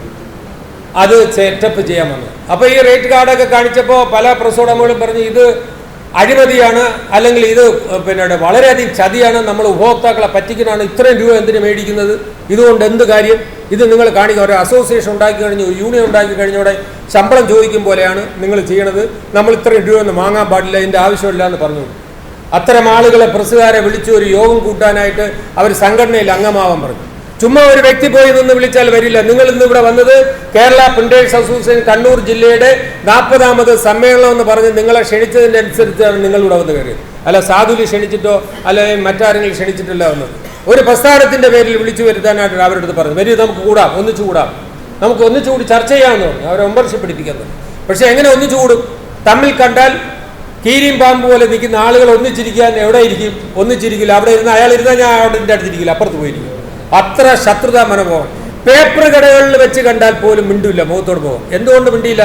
എൻ്റെ അയൽവക്കത്തെ മരണത്തിൻ്റെ സഞ്ചയന കാർഡ് എനിക്ക് കിട്ടുന്നതിന് പകരം 10 കിലോമീറ്റർ അപ്പുറത്തുള്ളവൻ ഇവിടെ വന്ന് മേടിച്ചുകൊണ്ട് പോയി, ഇനി അവനുമായിട്ട് ഞാൻ ജീവിതത്തിൽ ബന്ധമില്ലെന്ന് പറഞ്ഞ് പിണങ്ങുകയായിരുന്നു സ്വഭാവം. ചേട്ടൻ ചിരിക്കുന്നുണ്ട്. ഒരുമാതിരി അങ്ങനെയുള്ള സാഹചര്യങ്ങൾ ആ കാലഘട്ടത്തിൽ. പഴയ ആളുകൾക്ക് പഴയ കാര്യങ്ങൾ ഞാൻ ഓർമ്മപ്പെടുത്താൻ അതുകൂടെ കഴിയും. അന്നത്തെ പോലെയല്ല. ഇന്ന് ഇരിക്കുന്ന പോലെ സൗഹാർദ്ദം, ഇന്ന് കണ്ടതുപോലെ സൗഹാർദ്ദം 85-ൽ കാണൂല, സംസാരിക്കൂല. ഏതെങ്കിലും പ്രസ്സിൽ വെച്ചൊരു യോഗം കൂടാന്ന് പറഞ്ഞാൽ പിന്നെ തീർന്ന്. ആ പ്രസ്സിൽ ഒരാൾ പോലും കയറില്ല, അയാളടുത്ത് കാരണം പ്രശ്നമില്ല. പ്രസ്സിൽ വെച്ച് യോഗം കൂടാൻ കഴിയില്ല, പൊതു സ്ഥലത്ത് വിളിച്ചു കൂട്ടണം. അങ്ങനെ കൂടിയിരുന്ന് പഠിപ്പിച്ചു കൊടുത്തു. എന്ത് പഠിപ്പിച്ചു കൊടുത്തു? നിങ്ങളിന്ന് വാങ്ങുന്നത് നഷ്ടമാണ്. എങ്ങനെ? നിങ്ങൾ ഒരു 1000 കോപ്പി അടിക്കുമ്പോൾ 500 രൂപ നിങ്ങൾ മേടിക്കുമെങ്കിൽ ഈ 500 രൂപ പേപ്പർ കടയിൽ കൊടുത്ത് പേപ്പർ കൊടുത്തിട്ട് ബാക്കി തുക നിങ്ങളുടെ പോക്കറ്റ് വീഴുമെന്നാണ് ഇവരുടെ ധാരണ. എല്ലാവരുടെയും ധാരണ അതായിരുന്നു. ആ ധാരണയല്ല. ആ ബാക്കി വരുന്ന തുക കൊണ്ട് നിങ്ങൾ എന്തൊക്കെ ചെയ്യണം? നിങ്ങളുടെ മിഷനറിക്ക് കേടുപാട് ഉണ്ടാവും. എന്നും ഇങ്ങനെ ഇരിക്കുമോ? ടൈപ്പ് റീകാസ്റ്റ് ചെയ്യണം, അതിന് ചിലവുണ്ടാവണം. മെഷീൻ കേട് വരുമ്പോൾ അതിനെ റിപ്പയർ ചെയ്യണം, കറണ്ട് ചാർജ് കൊടുക്കണം, വെള്ളം കൊടുക്കണം, കെട്ടിടത്തിൻ്റെ ടാക്സ് കൊടുക്കണം, വാടക കൊടുക്കണം, സംഭാവന കൊടുക്കണം. മറ്റെല്ലാ ചെലവും ഇതിൽ നിന്നാണ് നിങ്ങൾ എടുക്കണമെന്ന് പറഞ്ഞപ്പോഴാണ് അവരുടെ കണ്ണുകൾ തെളിയാൻ തുടങ്ങി. നിങ്ങളുടെ കൂലിയല്ല വാങ്ങേണ്ടത്, നിങ്ങൾ വാങ്ങുന്നത് നിങ്ങളുടെ ജോലിക്കൂലിയാണ്. ആ ജോലിക്കൂലി വാങ്ങിച്ചാൽ മെഷീൻ ഒരു കേട് വന്നാൽ ആര് നന്നാക്കും? അതിനെവിടെ നിന്ന് പൈസ ഉണ്ടാക്കും? നിങ്ങൾ ലോൺ എടുത്തിരിക്കുന്നതിൻ്റെ പലിശ ആര് കൊടുക്കും? നിങ്ങൾക്ക് കറണ്ട് ചാർജ് കൊടുക്കണം, വെള്ളത്തിന് കൊടുക്കണം, വാടക കൊടുക്കണം, സകല സംഘടനകൾക്ക് സംഭാവന കൊടുക്കണം. അതിന് തുക എവിടെ നിന്ന് കിട്ടുമെന്ന് ചോദിച്ചപ്പോഴാണ് അവരുടെ കണ്ണുകൾ വികസിച്ചു വന്നത്. അത് കഴിഞ്ഞപ്പോൾ അവർ പറഞ്ഞു ശരിയാണ്, ഈ റേറ്റ് കൊള്ളാം, ഇത് പോരാ, ഇതിൽ നിന്ന് വാങ്ങണമെന്ന് ചിലർ പറഞ്ഞു. ഇതല്ല, ഇതിൽ നിന്ന് വാങ്ങണം, എങ്കിലേ നമുക്ക് നിലനിൽക്കാൻ പറ്റുള്ളൂ. അങ്ങനെ റേറ്റ് വാങ്ങിയപ്പോൾ ആ റേറ്റ് എന്നിട്ടും പലരും വാങ്ങിയില്ല. ആ റേറ്റ് കുറേ പേര് വാങ്ങിയപ്പോൾ ഇന്നലെ വരെ അവർക്ക് മിച്ചമില്ലായിരുന്ന തുക അല്പം ക്യാഷ് കൗണ്ടറിൽ പൈസ വരാനും ബാങ്കിൽ ബാലൻസ് വരാനും തുടങ്ങിയപ്പോഴാണ് ഈ പ്രസ്ഥാനം കൊള്ളാമല്ലോ എന്നൊരു തോന്നലുണ്ടായത്. അത് കഴിഞ്ഞൊരു വലിയ സമരം ഉണ്ടാക്കി. എന്തായിരുന്നു ആദ്യത്തെ സമരം? ആദ്യത്തെ സമരം വോട്ടർ പട്ടിക. ചേട്ടൻ അറിയാമായിരിക്കും, ആ കാലഘട്ടത്തിൽ പ്രസ്സുകാരുടെ കൊയ്ത്ത് എന്ന് പറയുന്ന വോട്ടർ പട്ടികയാണ്. വോട്ടർ പട്ടികയുടെ സർക്കാരിൻ്റെ ആണ്. താലൂക്ക് ഓഫീസറും വില്ലേജ് ഓഫീസറും 3 വർഷമോ 5 വർഷത്തിലേക്ക് 2-3 തെരഞ്ഞെടുപ്പ് വോട്ടർ പട്ടിക അടിക്കണം. അന്ന് ഇന്നത്തെ പോലെയല്ല. വോട്ടർ പട്ടിക ടൈപ്പ് സെറ്റ് ചെയ്ത് പ്രിന്റ് ചെയ്ത് കൊടുക്കുന്നതിന് പ്രസ്സുകാരനെ സർക്കാർ സമീപിക്കുന്ന ആ ഒരു കാര്യത്തിനാണ്. കാരണം പ്രസ്സുകാരുടെ സഹായം ഇല്ലാതെ വോട്ടർ പട്ടിക പ്രസിദ്ധീകരിക്കാൻ കഴിയില്ല. ഒരു നിശ്ചിത സമയത്തിനകത്ത് മുഴുവൻ വോട്ടർ പട്ടികയും കേരളത്തിൽ അച്ചടിച്ച് പുറത്തിറക്കണം. അതിന് മുഴുവൻ പ്രസ്സുകാരെയും കൂടെ ഓടി നടന്ന് രാപ്പകൽ ജോലി ചെയ്താലേ വോട്ടർ പട്ടിക ഇറങ്ങൂ. ഇന്നത്തെ പോലെ കമ്പ്യൂട്ടറൈസ് ചെയ്ത് പെട്ടെന്ന് ഇറങ്ങേണ്ട കാര്യമൊന്നും അല്ലായിരുന്നു. അത് പ്രസ്സുകാർ വിചാരിച്ച് ഗവൺമെന്റ് പ്രസ്സിലോ ഏത് പ്രസ്സിൽ അടിച്ചാലും തീരൂല. അതിന് കൊടുത്തിരുന്ന തുച്ഛമായ തുക ഡെമ്മി 1/4 സൈസിൽ 2 കോളമായിട്ട് വോട്ടർ പട്ടിക അടിച്ച് തയ്യാറാക്കി കമ്പോസ് ചെയ്ത് പ്രിന്റ് ചെയ്ത് 150-200 കോപ്പി കൊടുക്കുന്നതിന് 16 രൂപയാണ് ഉണ്ടായിരുന്നത്. ഒരു പേജ് സെറ്റ് ചെയ്ത് കൊടുക്കുന്നതിന് വളരെ ഗുരുതരമായ വീഴ്ചയാണ്. എന്താ പ്രസ്സുകാർ ഈ വർക്കെടുക്കാൻ ഓടി നടന്നത്? നിങ്ങൾ പുതിയ തലമുറ മനസ്സിലാക്കണം. അന്ന് പ്രസ്സുകാരന് ഒന്നിച്ചൊരു തുക കിട്ടുന്നത് ഇതിൽ നിന്നാണ്. ഇത് അടിച്ചു കൊടുത്ത് ഒരു 6 മാസം 7 മാസം കഴിയുമ്പോൾ ഒരു ചെക്ക് സർക്കാരിന് കിട്ടുന്നതാണ് അവരുടെ ഏറ്റവും വലിയ അസറ്റായിട്ട് മാറ്റിവെക്കാൻ കിട്ടുന്ന തുക. ഇതിനുവേണ്ടി കാത്തിരിക്കാൻ കളക്ടറൊക്കെ നമ്മുടെ പുറകെ നടക്കും. ഇത് അടുപ്പിക്കാൻ വേണ്ടി അടിച്ച് കൊടുത്ത് ഈ തുക ഒന്നിച്ച് കിട്ടുന്നതാണ് അവർക്കൊരു സന്തോഷം. ആ അങ്ങനെ കിട്ടുന്ന സന്തോഷത്തിനാണ് ഈ വോട്ടർ പട്ടിക മത്സരിച്ച് പിടിക്കും. പിന്നെ കളക്ടർമാരും ഉദ്യോഗസ്ഥരും പിറകെ രാപ്പകൽ നമ്മളെ പ്രസിൽ നിൽക്കും. കാരണം സമയത്തിന് വോട്ടർ പട്ടിക ഇറക്കണം. അതിൻ്റെ പ്രൂഫ് വായന കാര്യങ്ങളെല്ലാം നമ്മൾ ചെയ്തിട്ട് 16 രൂപ ഇട്ടത് വളരെ നഷ്ടമാണ്. അതിനെതിരെ സമരം ചെയ്തപ്പോൾ തലസ്ഥാനയിൽ നടന്ന സമരം എങ്ങനെയെന്ന് എനിക്കറിയാൻ പറ്റും. അപ്പോഴത്തേക്ക് കുറേ ജില്ലകളിലൊക്കെ സംഘടനയായി. ഏകദേശം 87-88 കാലഘട്ടത്തിലാണ് കുറേയൊക്കെ സംഘടനയായി. 85 ആദ്യ ഒന്നാം സംസ്ഥാന സമ്മേളനം അവിടെ വെച്ച് നടത്തി, രണ്ടാം സംസ്ഥാന സമ്മേളനം അവിടെ നടത്തി. അപ്പോഴെല്ലാം ഈ പ്രശ്നം അത് സമരം ചെയ്തു. എങ്ങനെ സമരം ചെയ്തു? വോട്ടർ പട്ടിക അച്ചടിച്ച് അടിക്കൂല എന്ന് നമ്മൾ തീരുമാനിച്ചു. മണ്ടത് വില്ലേജ് ഓഫീസിലും താലൂക്ക് ഓഫീസിലും പോയി പ്രസ്സുകാർ ക്യൂ നിന്ന് റെക്കമെൻഡേഷൻ കൊടുത്താണ് ഇതിൻ്റെ മാറ്റർ വാങ്ങാൻ നിൽക്കുന്നത്. അപ്പോൾ പ്രസ്സുകാർ ആരും പോയില്ല. അപ്പോഴെന്ത് ചെയ്ത് അവർക്ക് പ്രയാസമായി. ഇതെന്ത് പ്രസ്സുകാർ വന്ന് മത്സരിച്ച് പിടിച്ചു വാങ്ങിക്കൊണ്ട് പോയ മാറ്റർ വാങ്ങാൻ ആരും വരുന്നില്ല. അപ്പോഴാണ് ഉദ്യോഗസ്ഥർ പറഞ്ഞ് അവരൊരു സംഘടന ഉണ്ടാക്കി നമ്മൾ കൊടുക്കുന്ന റേറ്റ് പറ്റൂല എന്ന് പറഞ്ഞിരിക്കുകയാണ്. അതുകൊണ്ട് അവർ വോട്ടർ പട്ടിക അടിക്കേണ്ടത്. ഇലക്ഷൻ പ്രഖ്യാപിച്ചു. വോട്ടർ പട്ടിക സമയത്തിന് ജനപ്രതിനിധികൾ കൊടുക്കണം, രാഷ്ട്രീയ പ്രസ്ഥാനങ്ങൾ കൊടുക്കണം. ഇലക്ഷൻ സമയത്ത് നടന്നില്ലെങ്കിൽ എൻ്റെ ഉത്തരവാദിത്വ ഉദ്യോഗസ്ഥർക്ക് അവർ ചർച്ചയ്ക്ക് വിളിച്ചപ്പോൾ നമ്മൾ പറഞ്ഞു ഇത്രയും രൂപ നമുക്ക് തന്നാലേ ഇത് പ്രിന്റ് ചെയ്യാൻ പറ്റുള്ളൂ എന്ന് പറഞ്ഞു. അവർ പറഞ്ഞു ഈ നിർണായക സമയത്ത് നമുക്ക് അങ്ങനെ ചെയ്യാൻ പറ്റില്ല, അതിന് സർക്കാർ ഇടപെടണം, ചർച്ചകൾ നടത്തണമെന്ന് പറഞ്ഞ് നമ്മൾ ഇറങ്ങിപ്പോന്നു. സമരത്തിന് ചർച്ച അലസി പിരിഞ്ഞുപോയി. ഒരു പ്രസ്സുകാരന് വർക്കെടുത്തില്ല. അവസാനം ഇവരെന്ത് ചെയ്ത് ജീപ്പുകളിൽ ഈ മാറ്റർ എടുത്ത് പ്രസ്സുകളിൽ കൊണ്ടുപോയി വെരിട്ടി, ഇത് സർക്കാരിൻ്റെ വർക്കാണ്, ഇത് നിങ്ങൾ ചെയ്തില്ലെങ്കിൽ നിങ്ങൾക്ക് പ്രസിന് ലൈസൻസ് നടത്താൻ ഞങ്ങൾ സമ്മതിക്കില്ല എന്ന് ഭീഷണിപ്പെടുത്തിക്കൊണ്ട് സർക്കാരിൻ്റെ ആളുകൾ ഉദ്യോഗസ്ഥർ പ്രസ്സുകളിൽ പോയി കെട്ടുകണക്കിന് വോട്ടർ പട്ടിക കൊടുത്തു. ഇത് അറിഞ്ഞുകൊണ്ട് ഞങ്ങൾ ഒരേപോലെ ഒരു കാറെടുത്ത് സർക്കാർ ഉദ്യോഗസ്ഥൻ കൊടുക്കണം അതേ പ്രസ്സിൽ അവർ കൊടുത്ത് പോയിന്റ് 2 മിനിറ്റ് കഴിഞ്ഞ് ഞങ്ങൾ അവിടെ കയറി എവിടെ മാറ്റർ കിട്ടിയത് ആ മാറ്റർ ഞങ്ങളിങ്ങെടുത്തു. ഞങ്ങളെടുത്ത് പ്രത്യേകം ഒരു സ്ഥലത്ത് കൊണ്ടുപോയി കെട്ടിടത്തിൽ കൊണ്ടുപോയി ഒളിച്ചു വെച്ചു. ഈ വിവരം അറിഞ്ഞു. വാസ്തവത്തിൽ അതൊരു ചങ്കൂറ്റമായിരുന്നു ആ കാലഘട്ടത്തിൽ. കാരണം സർക്കാരിൻ്റെ മാറ്റർ എടുത്ത് മാറ്റാൻ അധികാരം ആർക്കുമില്ല. അപ്പം തന്നെ അറസ്റ്റ് ചെയ്ത് അകത്താക്കാം. പക്ഷേ ഒരു സംഘർഷം ഉണ്ടായാൽ ബുദ്ധിമുട്ടാണെന്ന് വിചാരിച്ച് കളക്ടർ വിളിച്ചു സംസാരിച്ച് 16 രൂപയ്ക്ക് പ്രിന്റ് ചെയ്തുകൊണ്ടിരിക്കുന്ന 62 രൂപയായി വർദ്ധിപ്പിച്ചു. നമ്മൾ 100 രൂപ ചോദിച്ചാണ് 62 രൂപയായി വർദ്ധിപ്പിച്ച് ഓർഡർ ഇറക്കിയിട്ടാണ് ഈ വർക്ക് ചെയ്തത്. ആ സമരത്തോടുകൂടി സംഘടന ശക്തമായി മാറിക്കഴിഞ്ഞു. അപ്പോഴവർക്ക് മനസ്സിലായി വെറും 16 രൂപയ്ക്ക് ചെയ്തത് 62 കൊണ്ട് നമ്മൾ സംഘടിച്ചുകൊണ്ടാണ് കിട്ടിയെന്ന് പറഞ്ഞ് അന്ന് വരെ അവർ വിചാരിക്കാത്ത തുക കിട്ടിയപ്പോൾ അതൊരു വലിയ അതിശയമായി. അന്നത്തെ കാലത്ത് പൈസയുടെ മൂല്യം അന്ന് സ്വർണത്തിന് 10 രൂപ ഉണ്ടായിരുന്നു അല്ലേ? ഇന്ന് 1 ലക്ഷം രൂപയായ ഒരു പവന് 75,000 രൂപ. അന്ന് സ്വർണത്തിന് 10-15 രൂപ ഉണ്ടായിരുന്നു. ആ കാലഘട്ടം ഒന്നും കൂടെ ഓർമ്മിച്ചോളണം. ഇപ്പോൾ 65 എന്നൊക്കെ പറഞ്ഞാൽ ഒന്നും പറയാൻ പറ്റും. അങ്ങനെ സംഘടന വളർത്തി. അപ്പോഴാണ് അവർക്ക് വീണ്ടും കണ്ണു തുറന്നു. കൊള്ളാലോ, സമരം ചെയ്തപ്പോൾ നമ്മൾ ഇതുവരെ ചെയ്ത് മറ്റേ കടിപിടി കൂടിക്കൊണ്ടിരുന്നു. പിന്നെ ഈ വർക്ക് കിട്ടാനുള്ള ശ്രമമായി സമയത്തിന് ചെയ്തു കൊടുത്തു. പിന്നീട് അതുണ്ടായി. പിന്നീട് ഒന്നുണ്ടായതാണ് പാഠപുസ്തക അച്ചടി. കേരളത്തിൽ പാഠപുസ്തക അച്ചടി അന്നുണ്ടായിരുന്നത് ഒരു 60 കോപ്പി 6,000 കോപ്പി 60,000 കോപ്പി അടിക്കണമെങ്കിൽ ഇവരൊരു 10 പ്രസ്സിലായിട്ട് കൊടുക്കും. അപ്പോൾ ഓരോ പ്രസ്സിലും ഓരോ മാറ്റർ കൊടുക്കും. പേപ്പർ സർക്കാർ ഇറക്കി കൊടുക്കും, അച്ചടിക്കും. അതൊരു വലിയ വർക്കാണത്. അപ്പോൾ അടിച്ചു കൊടുക്കും. ഒരു പ്രസ്സിലായിട്ട് അടിക്കാൻ പറ്റില്ല. ഇന്നത്തെ പോലെ അന്ന് അടിച്ചു കൊടുക്കാൻ പറ്റില്ല. 60,000 കോപ്പിയൊന്നും ഒരു പ്രസ്സുകാരും അടിച്ചു സമയത്തിന് കൊടുക്കാൻ പറ്റില്ല. അപ്പോൾ എന്ത് ചെയ്ത് ഒരേ മാറ്റർ എടുത്ത് 10 പ്രസ്സിലായിട്ട് കൊടുത്ത് അച്ചടിക്കും. അതും ഒരു വലിയ നേട്ടമായിരുന്നു. പാഠപുസ്തക അച്ചടി ഇത് കൊടുത്തുകൊണ്ടിരുന്ന പ്രസ്സുകാർ അടിച്ചുകൊണ്ടിരുന്നു. എന്നാൽ ബഹുഭൂരിപക്ഷം ആളുകളും ഉദ്യോഗസ്ഥരെ സ്വാധീനിച്ചുകൊണ്ട് ശിവകാശിയിലും മണിപ്പാലുമുള്ള വൻകിട പ്രസ്സുകാർ വന്ന് കേരളത്തിലെ പാഠപുസ്തകം മൊത്തം അടിച്ചുകൊണ്ട് പോയി. വർക്കുകളെല്ലാം എടുത്തുകൊണ്ട് ഇവിടെ ഉള്ളവർ ചോദിച്ചാൽ നിങ്ങൾ സമയത്തിന് തരില്ല. ഉദ്യോഗസ്ഥന്മാർ കൈക്കൂലിക്ക് വേണ്ടി സമയത്തിന് സ്കൂൾ തുറക്കുന്നതിന് 30 ദിവസവും 15 ദിവസം കടക്ക വിട്ട് മാറ്റർ തരും. നമുക്ക് അടിച്ചു കൊടുക്കാൻ പറ്റുമോ? അടിച്ചു കൊടുക്കാൻ കഴിയില്ല. അപ്പോൾ കുത്തകകൾ വന്നിട്ട് അവർ കൊടുക്കും. അവർക്ക് കിട്ടാൻ വേണ്ടി അവർക്ക് നേരത്തെ മാറ്റർ കൊടുത്ത് അവരെ കൊണ്ട് അടുപ്പിക്കുന്ന ഒരു സംവിധാനം സർക്കാർ ഉണ്ടാക്കി. നമ്മൾ ഉദ്യോഗസ്ഥരെ വിളിച്ചിട്ട് മന്ത്രി എന്ത് ചെയ്യുന്നത്? സർക്കാർ ഉദ്യോഗസ്ഥൻ പറയണേ മന്ത്രിയൊക്കെ സമയത്തിന് പാഠപുസ്തകം ഇറങ്ങണം.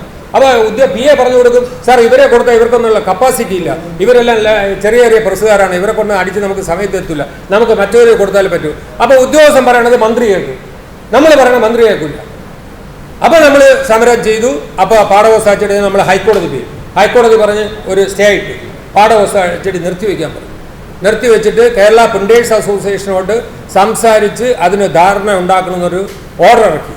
അതിൻ്റെ അടിസ്ഥാനത്തിൽ നമ്മളെ വിളിച്ചു മാറ്റി നമ്മൾ ധാരണ ഉണ്ടാക്കിയതിന് ശേഷം ആ സ്റ്റേ മാറ്റി. പക്ഷേ നമ്മൾ ധാരണ ഉണ്ടാക്കിയ ഉദ്യോഗസ്ഥന്മാർ കളിച്ചു. നമുക്ക് കുറേ പ്രസ്സുകാർക്ക് വർക്ക് കിട്ടി. സമയത്തിന് ചെയ്തു കൊടുക്കാൻ നമുക്ക് കഴിയില്ല. അന്നെല്ലാം ടൈപ്പ് പിറക്കി വെച്ചാണ് ചെയ്യേണ്ടത്. ഇന്നത്തെ പോലെ DTP ഓഫ്സെറ്റ് ഒന്നും ഇല്ലാത്ത കാലത്ത് കിട്ടണ പറയണം. അതിൽ നമുക്ക് വിജയം ഉണ്ടായി. അങ്ങനെ പടിപടിയായിട്ട് സംഘടനാ പ്രവർത്തനങ്ങൾ മുന്നോട്ട് പോയി. 94-ലും 95-ലും സംഘടന സജീവമായിട്ട് കൊണ്ടുപോകാൻ പോയി. അത് കഴിഞ്ഞ് 2009 അഗസ്റ്റിൻ പ്രസിഡൻ്റായതിനു ശേഷമാണ് സംഘടന സജീവം. ഞാൻ ജനറൽ സെക്രട്ടറി ആയിരുന്നു അന്നും. അഗസ്റ്റിനെ നമ്മൾ തന്നെയാണ്. ഞാൻ 2005 ജനറൽ സെക്രട്ടറി ആയിരുന്നു. അഗസ്റ്റിനെ 2009 ഇതിൻ്റെ പ്രസിഡൻ്റാക്കുന്നു. പ്രസിഡൻ്റാവുന്നു 2009. 2005 ഞാൻ എടുക്കുമ്പോൾ ജനറൽ സെക്രട്ടറി ആയി. 2006 പ്രിയപ്പെട്ട ബാലൻ മാസ്റ്റർ നമ്മെ വിട്ടുപോയി. 2006 ബാലൻ മാസ്റ്റർ വിട്ടുപോയപ്പോൾ വീണ്ടും അപ്പുകുട്ടൻ നായർ തിരുവനന്തപുരത്ത് നിന്ന് പ്രസിഡൻ്റായിട്ടിരുന്നു. എന്നാൽ അദ്ദേഹത്തിൻ്റെ ആരോഗ്യ പ്രശ്നങ്ങൾ കണ്ട് 2009 നിർബന്ധിച്ച് അഗസ്റ്റിനെ പ്രസിഡൻ്റാക്കി. വടക്കൻ ജില്ലകൾ അഗസ്റ്റിനും തെക്കൻ ജില്ലകൾ ഞാനുമായി കടന്ന് മുടങ്ങിക്കിടന്ന സംഘടനാ പ്രവർത്തനങ്ങൾ സജീവമാക്കാൻ സാധിച്ചു. 14 ജില്ലയിൽ 1.5 വർഷം കൊണ്ട് സജീവമായി നല്ല കമ്മിറ്റികൾ, എല്ലാ കമ്മിറ്റികളും പിരിച്ചുവിട്ടിട്ട് പുതിയ കമ്മിറ്റികളെടുത്ത് സജീവമാക്കാൻ നമുക്ക് സാധിച്ചു. അത് കഴിഞ്ഞിട്ട് പിന്നെ നിങ്ങൾക്കറിയാം നിങ്ങളുടെ പ്രവർത്തനങ്ങൾ എങ്ങനെയാണ്. പിന്നെ 10 കൽപ്പനകൾ ഇറക്കി. നിങ്ങൾക്ക് ഓർമ്മയുണ്ടോ 10 കൽപ്പന? ഓർമ്മയുണ്ടോ? പുതിയല്ലേ? അത് കണ്ടിട്ടില്ലേ 10 കൽപ്പന? 10 എന്ത് മിണ്ടായിരിക്കും നിങ്ങളെല്ലാം. 10 കൽപ്പന നമ്മൾ കൊടുത്തില്ലേ ഈ ജില്ലയിൽ? 10 കൽപ്പന എഴുതി തയ്യാറായി കൊടുത്തപ്പോഴാണ് എല്ലാവരും ഒന്ന് പറഞ്ഞ് പ്രസിഡന്റിന്റെ ഫ്രണ്ടിൽ ഒട്ടിക്കാൻ പറഞ്ഞു. എന്തേ? അതുവരെ പ്രൂഫ് നോക്കണത് പ്രസിഡന്റിന്റെ ജോലിയായിരുന്നു. എന്തെങ്കിലും തെറ്റ് പറ്റി അവരിട്ട് നിങ്ങൾ അടിച്ചത് തെറ്റിപ്പോയി. ഇയാൾ എഴുതി തന്നെ മാറ്ററിലെ തെറ്റാണ്. അയാളുടെ ഇനിഷ്യൽ തന്നെ തെറ്റ്. അയാളെ സ്പെല്ലിങ് തെറ്റി എഴുതി. മനോഹരം പിള്ള മോഹനം പിള്ള എന്ന് നമുക്ക് അടിച്ചുകൊണ്ട്, അയാൾ എഴുതിയത് മോഹനം പിള്ള, നമ്മൾ മനോഹരം പിള്ള എന്ന് അടിച്ചു കൊടുക്കേണ്ടി വന്നു. അയാൾ എഴുതിയതുപോലെ നമ്മൾ അടിച്ചു കൊടുത്തപ്പോൾ തെറ്റി. ഉടനെ അത് എടുത്ത് നമ്മളെ പുറത്തെറിഞ്ഞിട്ട് പോയി. തെറ്റി നേരെ അടിച്ചതാന്ന് പറയും. പാവപ്പെട്ട പ്രസുകാരൻ സഹിച്ച് നമ്മൾ എഴുതി 10 കൽപ്പനയിൽ പ്രൂഫ് നോക്കണം നമ്മുടെ ജോലിയല്ല അല്ലേ? ഓർമ്മയില്ലേ നിങ്ങൾക്ക്? പ്രൂഫ് നോക്കണം നമ്മളെ ജോലിയല്ല. നിങ്ങൾ നോക്കിക്കോ. നിങ്ങൾ നോക്കി ഇനിഷ്യലി തരാൻ പറഞ്ഞു. നിങ്ങൾ ഒപ്പിട്ട് തന്നാൽ മാത്രമേ ഞങ്ങൾ പ്രിന്റ് ചെയ്യുമെന്ന് പറഞ്ഞു. അത് കൊണ്ടുവന്നു. രണ്ടാമത് എന്ത് കൊണ്ടുവന്നു? പല ആളുകളുണ്ട് അർജന്റ് 10 ബിൽ ബുക്ക് വേണം. അർജന്റാണ്, വളരെ ശരി. ഇനിയുള്ള വർക്കെല്ലാം നിങ്ങൾക്കാണ്. എല്ലാം വലിയ കള്ളന്മാരായിട്ടുള്ളവന്മാർ ഇങ്ങോട്ട് വന്ന് 10 പാവപ്പെട്ട പ്രസുകാരൻ വിചാരിക്കും ഇതെല്ലാം ഇനിയുള്ള വർക്കെല്ലാം കിട്ടും. അവൻ പറഞ്ഞതിന് 3/4 റേറ്റ് കുറച്ച് കൊടുത്തു. കാരണം ഇനിയുള്ള വർക്ക് കിട്ടുമല്ലോ. ആ ധാരണയിൽ പാവപ്പെട്ട പ്രസുകാരൻ എമർജൻസി ആയിട്ട് 10 ബുക്ക് എടുത്ത് പ്രൂഫ് അപ്രൂവ് ചെയ്ത് എല്ലാം ക്ലിയർ ചെയ്ത് അടിച്ചുകൊണ്ട് വന്നു. പിറ്റേന്ന് ഇയാൾ ഓടി, നമ്മൾ 2 ദിവസം കഴിഞ്ഞാൽ കൊടുക്കാമെന്ന് പറഞ്ഞു. പിറ്റേന്ന് അയാൾ ഓടിക്കൊണ്ടുവന്ന് അർജന്റായിട്ട് എനിക്ക് ഒരു ബുക്ക് വേണം, അതിങ്ങ് തരിക, ബാക്കി ഞാൻ നിങ്ങളെ തന്നാൽ മതി. ഈ പ്രസുകാരൻ, പാവപ്പെട്ട പ്രസുകാരൻ അടിച്ച് തകർക്ക് 100 ബുക്ക് ഉണ്ടാക്കി ഒരു ബുക്ക് കൊടുത്തു. പിന്നെ അവൻ്റെ ജീവിതത്തിൽ അവനെ കണ്ടിട്ടില്ല. പല ആളുകളുടെ മുഖത്ത് ചിരി പറഞ്ഞു. കെട്ടിക്കണക്കിന് ലോഡ് കണക്കിന്. ഈ ആൾക്ക് വാസ്തവത്തിൽ ഒരു ബുക്ക് മതി. നമ്മളെ കവളിപ്പിച്ചുകൊണ്ട് 10 ബുക്ക് നമ്മൾ അടിച്ച് ബാക്കി 9 ബുക്ക് ഇവനെ അന്വേഷിച്ച് നടന്നാൽ പോലും കിട്ടില്ല. പറ്റിച്ചിട്ടുണ്ട്. അപ്പം നമ്മൾ എന്ത് ചെയ്ത് വർക്ക് തരുമ്പോൾ 50%, പ്രിന്റിങ്ങിൻ്റെ 50%, വർക്കിൻ്റെ എടുക്കണമെങ്കിൽ ഒരു നോട്ടീസ് എടുത്താൽ ഒരു ബുക്ക് എടുത്താൽ ബാക്കി കംപ്ലീറ്റ് ചെയ്താലേ സാധനം കൊടുക്കും നമ്മൾ പഠിച്ച്. അപ്പോൾ ഇത്തരം കള്ളന്മാരെ അവിടെ നമുക്ക് ഒതുക്കാൻ സാധിച്ചു. അപ്പോൾ നമുക്ക് ആ നഷ്ടം സഹിക്കാൻ മാറ്റം വരുത്തി. അത് നമ്മൾ പറഞ്ഞു കൊടുത്തു. പ്രൂഫ് നോക്കുന്ന കാര്യം, പിന്നീട് ഇത് വാങ്ങുന്ന കാര്യം, അഡ്വാൻസ് തരാതെ വർക്ക് എടുക്കില്ല. അതുവരെ അഡ്വാൻസ് ഇല്ലാത്ത പരിപാടിയാണ്. വർക്ക് കംപ്ലീറ്റ് ചെയ്ത് കൊടുക്കണമെങ്കിൽ ഒരു വർക്ക്, ഒരു നോട്ടീസ്, പല ആളുകളുണ്ട് കല്യാണക്കുറി അടിച്ചിട്ട് വരും. അത് ഓഫീസിൽ സർക്കാർ ഉദ്യോഗസ്ഥനാണ് മരുമോൻ, അതുകൊണ്ട് അവിടെ കൊണ്ട് കാണിച്ചാൽ ഇയാൾക്ക് ലീവ് കിട്ടാൻ വേണ്ടിയാണെന്ന് പറഞ്ഞ് ഒരു കാർഡ് അടിച്ചിട്ട് പോകും, പിന്നെ ഇയാളെ കാണില്ല. അങ്ങനെയൊക്കെ ഉള്ള പരിപാടികൾ നിർത്തി വ്യത്യാസങ്ങളും മറന്ന് സംഘടന മുന്നോട്ട് കൊണ്ടുപോകുക എന്ന് പറഞ്ഞ് സംഘടന ആരുടെയും പോക്കറ്റ് സംഘടന ആക്കണ്ട. അഭിപ്രായങ്ങളുടെ ഏകോപിച്ച് ഭൂരിപക്ഷ തീരുമാനങ്ങൾ നടപ്പിലാക്കി കൊണ്ടുപോകാൻ നിങ്ങൾ കഴിയട്ടെ. അതിന് ജഗദീശൻ നിങ്ങളെ സഹായിക്കട്ടെ എന്ന് പറഞ്ഞുകൊണ്ട് കണ്ണൂർ ജില്ലയുടെ ഈ 40ാമത് റൂബി ജൂബിലി സമ്മേളനം ഉദ്ഘാടനം ചെയ്ത് പ്രഖ്യാപിക്കുന്നു. നന്ദി, നമസ്കാരം. ഒന്നിച്ചിരിക്കണമെന്നുള്ള ഒരാഗ്രഹമാണ് നമുക്കെല്ലാവർക്കും ഉള്ളത്. ഈ സംഘടന പ്രവർത്തനം ആരംഭിച്ചിട്ട് 40 വർഷമായി.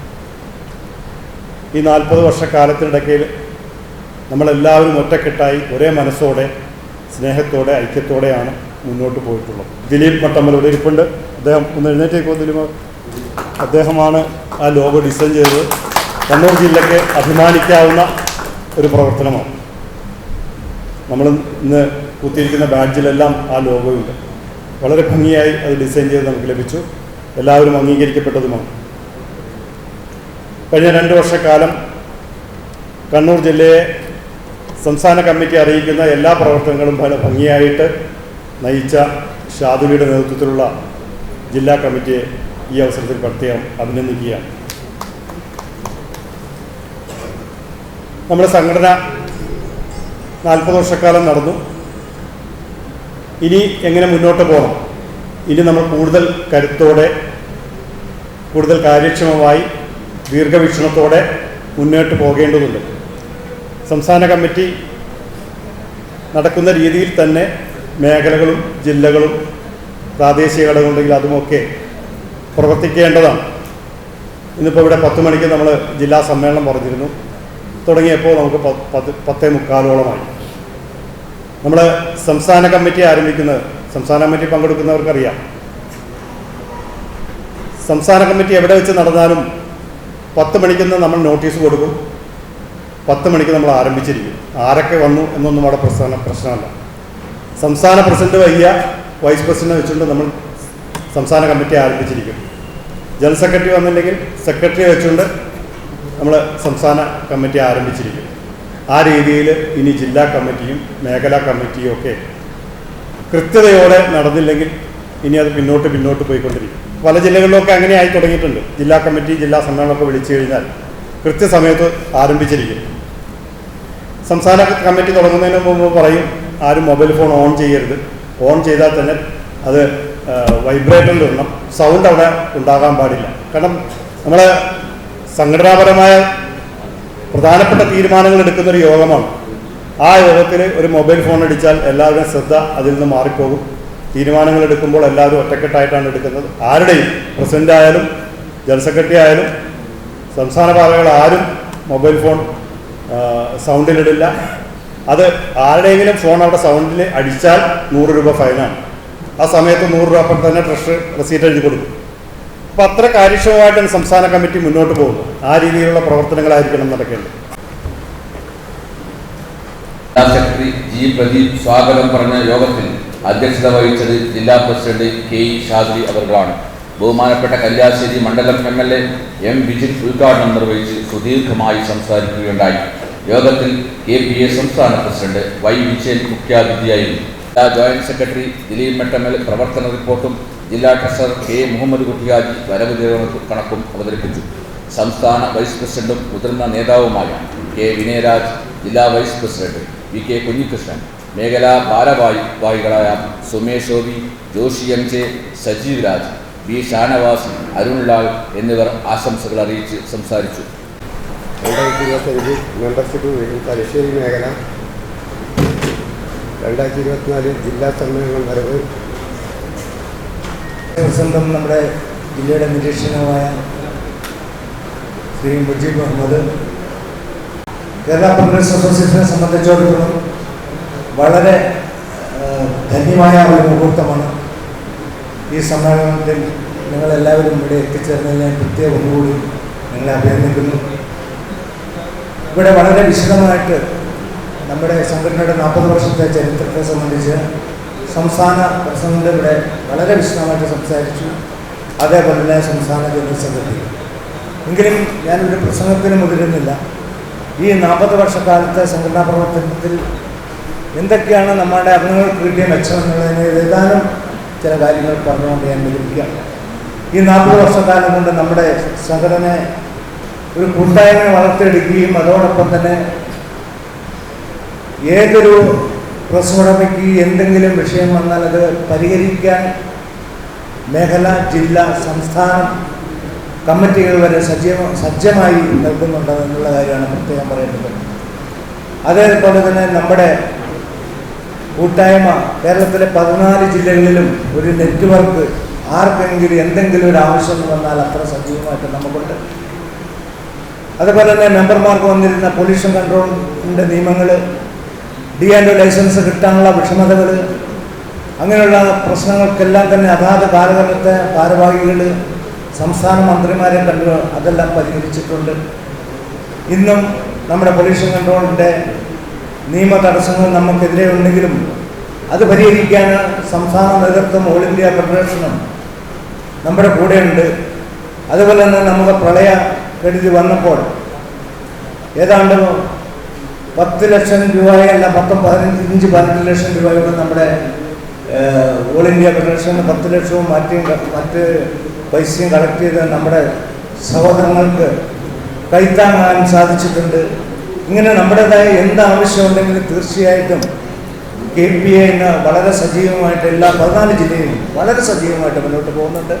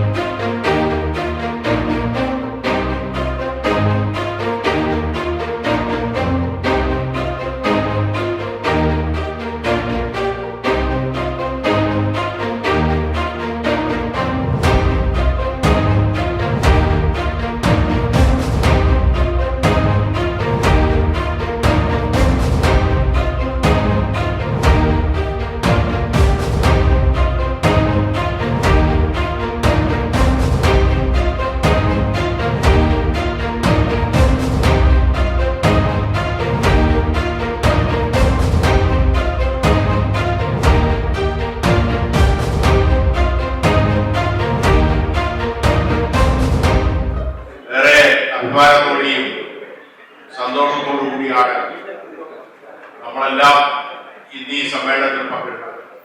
ഓരോ പ്രസ്സുകാരൻ്റെയും സ്ഥാപനത്തിൽ പോയി കണ്ട് പറഞ്ഞ് അതിൻ്റെ വലിയ നേട്ടം നമുക്കുണ്ടായി. നമ്മളന്ന് കണ്ണൂർ ജില്ലയിൽ പേപ്പറുകാർ നമ്മളെ ശാലിനി ആയാലും തലശ്ശേരിയിൽ എബ്രോ ആയാലും പ്രസ്സുകാർക്ക് യഥേഷ്ടം പേപ്പർ കൊടുക്കാത്തൊരവസ്ഥ, പറയുന്ന വിലക്ക് വാങ്ങിക്കേണ്ടുന്ന അവസ്ഥ. അതിനെ അതിജീവിക്കാനാണ് നമ്മളന്ന് ഏതാണ്ട് 10-200 പേരാൾ ഷെയർ എടുത്ത് അന്നത്തെ 10 ലക്ഷം രൂപയ്ക്ക് NM പേപ്പർ മാർട്ട് ആരംഭിച്ചു.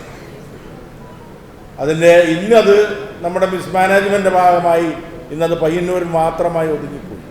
കണ്ണൂരിൽ നല്ല വലിയ ഷോറൂമും കാര്യങ്ങളുണ്ടായിരുന്നു. തലശ്ശേരിയിലും മോശമല്ലാത്ത നല്ല ഷോറൂം ഉണ്ടായിരുന്നു. പക്ഷേ വെള്ളക്കയറ്റത്തിൻ്റെ ഭാഗമായി തലശ്ശേരിയിലെ സ്ഥാപനം 2 തവണ വെള്ളം കയറിയപ്പോൾ അടച്ചു പൂട്ടേണ്ടി വന്നു. ഇതെല്ലാം നമ്മുടെ സംഘടനയുടെ ഒരു പ്രവർത്തനത്തിൻ്റെ ഭാഗമായി ഉണ്ടാക്കിയതാണ്. അതിനപ്പുറം നമ്മൾ നേരത്തെ ഇവിടെ ടെക്നോളജിയെക്കുറിച്ച് പറഞ്ഞു. നമ്മുടെ പ്രിൻറ്റിംഗ് ടെക്നോളജി പഠിപ്പിക്കുന്ന സ്ഥാപനങ്ങൾ അന്ന് കുറവായിരുന്നു. അന്ന് സംഘടന ആലോചിച്ചു. ബാലാട്ടനും അഗസ്റ്റിനും അതുപോലെ തന്നെ ബാലകൃഷ്ണനും എല്ലാം ഉൾപ്പെടുന്ന ആൾക്കാരുടെ നേതൃത്വത്തിൽ കണ്ണൂർ കാലിക്കറ്റ് യൂണിവേഴ്സിറ്റിയുമായി ബന്ധപ്പെട്ടു. അല്ലേ അഗസ്റ്റിനെ? കാലിക്കറ്റ് യൂണിവേഴ്സിറ്റിയുമായി ബന്ധപ്പെട്ടുകൊണ്ട് പ്രിൻറ്റിംഗ് ടെക്നോളജിയുടെ ഒരു ഇൻസ്റ്റിറ്റ്യൂട്ട് നമ്മൾ ആരംഭിച്ചു. എൻ്റെ ഓർമ്മ ശരിയാണ്, പാപ്പനിശ്ശേരിയാണോ അല്ലേ?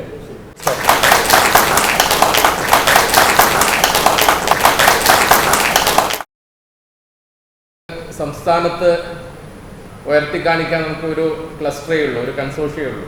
അത് കണ്ണൂർ ജില്ലയിലാണ്. നമുക്ക് നമ്മുടെ ഒരു വലിയ ഒരു നാഴികക്കല്ലായ നമ്മുടെ റൂബി ജൂബിലി സമ്മേളനം അത് നടക്കുമ്പോൾ അതിൻ്റെ ഒരു ലോഗോ രൂപകൽപ്പന ചെയ്തത് നമ്മുടെ കണ്ണൂർ ജില്ലക്കാരനാണ്. അതുപോലെ നമ്മുടെ സംഘടനയെ ഏതാണ്ട് 8 വർഷത്തോളം വളരെ മികവുറ്റ രീതിയിൽ നയിച്ച നമ്മുടെ വളരെ പ്രഗത്ഭനായ നേതാവ് നമ്മുടെ കണ്ണൂർ ജില്ലയിൽ നിന്നാണ്. അങ്ങനെ ഓരോ കണ്ണൂരിൻ്റെ മികവ് നമുക്കിങ്ങനെ അക്കമിട്ട് പറയാൻ സാധിക്കും. ഏതായാലും ഇന്നത്തെ സമ്മേളനം വളരെ നല്ല രീതിയിൽ നടക്കുന്നത് കാണുമ്പോൾ ഒരു ജില്ലാ നിരീക്ഷകൻ എന്ന നിലയിൽ ഒരുപാട് സന്തോഷം തോന്നുകയാണ്. കാരണം നമുക്ക് ഞാൻ ജില്ലാ കമ്മിറ്റികളിൽ പങ്കെടുക്കാറുണ്ട്. അതുകൊണ്ട് ജില്ലാ നേതാക്കളെ കൂടുതലായി പരിചയമുണ്ട്. പക്ഷേ നമുക്ക് ബഹുമാനപ്പെട്ട അംഗങ്ങളെ കാണാൻ കിട്ടുന്ന അവസരം എന്ന് പറയുന്നത് സമ്മേളനങ്ങളാണ്. കഴിഞ്ഞ പയ്യന്നൂർ സമ്മേളനങ്ങൾ കണ്ടിട്ടുണ്ട്. അത് കഴിഞ്ഞ് എല്ലാവരും കാണുന്നത് ഇന്നാണ്. അതുകൊണ്ട് വളരെ നമ്മുടെ ഷാദുലിക്കും പ്രദീപ് ജിക്കും നമ്മുടെ മുഹമ്മദ് കുട്ടി ഹാജി അടക്കമുള്ള നമ്മുടെ റെയ്സ്ക അടക്കമുള്ള ആളുകളുടെ എല്ലാ ജില്ലാ ഭാരവാഹികളെയും കമ്മിറ്റി അംഗങ്ങളെയും അഭിനന്ദിക്കാൻ ഈ അവസരം ഉപയോഗിക്കുകയാണ്.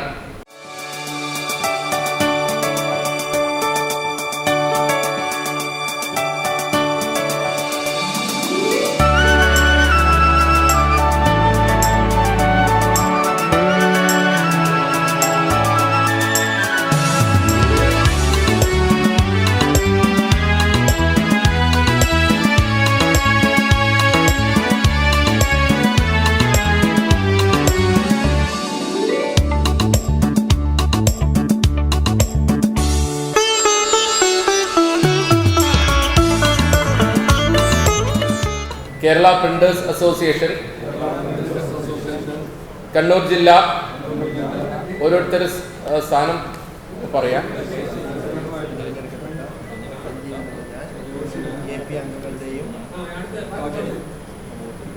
തെരഞ്ഞെടുക്കപ്പെട്ട പേര് ഓരോരുത്തർ പേര് പറയാം.